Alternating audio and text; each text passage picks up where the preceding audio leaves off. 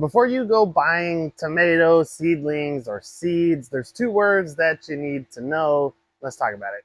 So those two words are determinate and indeterminate.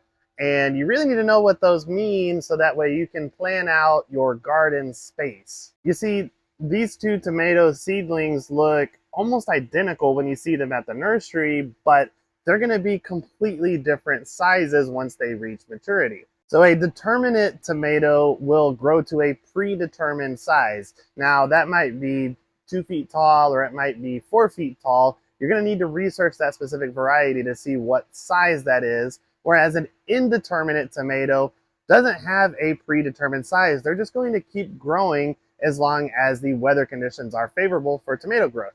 And what that means is if you have a pretty long growing season and they're happy, an indeterminate tomato could grow to be 12, 15, or more feet taller, which means that they're going to need a larger support structure and they're going to take up a lot more room in the garden.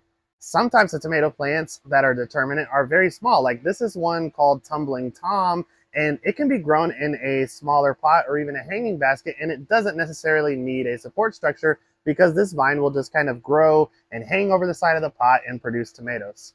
So yeah, look at the tag or the seed packet, and if it doesn't say what size that plant will get, do a little research and you'll be able to find what size these tomato plants will grow to.